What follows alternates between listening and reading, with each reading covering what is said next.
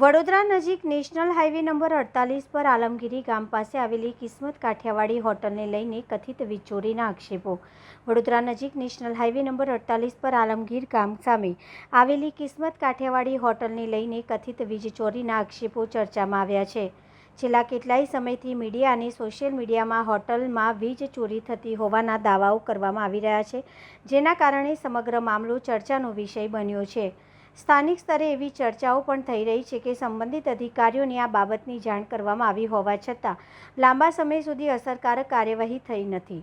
જો કે આ દાવાઓ અંગે કોઈ સત્તાવાર પુષ્ટિ ઉપલબ્ધ નથી। કર્મચારીઓની સંભવિત મિલીભગત અંગે પણ ચર્ચાઓ ચાલી રહી છે, પરંતુ તપાસ પૂર્ણ થાય ત્યાં સુધી આવા દાવાઓને સ્વતંત્ર રીતે ચકાસી શકાયા નથી। માહિતી મુજબ તાજેતરમાં મધ્ય ગુજરાત વીજ કંપની લિમિટેડ અને વિજિલન્સની ટીમ દ્વારા હોટલ ખાતે તપાસ હાથ ધરવામાં આવી હોવાનું જાણવા મળ્યું છે।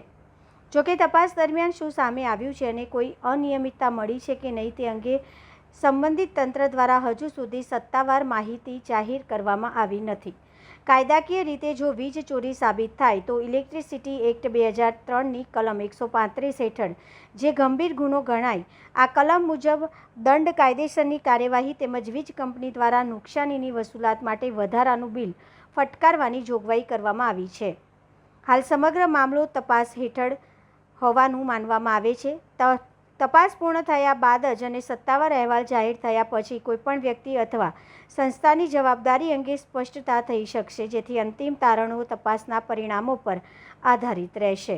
આપણે જોઈ રહ્યા છીએ અહીંયા આગળ કોઈપણ પ્રકારનું વીજ જોડાણ નથી, પરંતુ મોડી રાત્રિના સમયે જ કિસ્મત કાઠિયાવાડી જે હોટલ અહીંયા આગળ આવેલી છે આલમગીર ગામની સામુ, તેના હોટલ સંચાલકો દ્વારા એ વાયરિંગ જોઈન્ટ કરવામાં આવશે।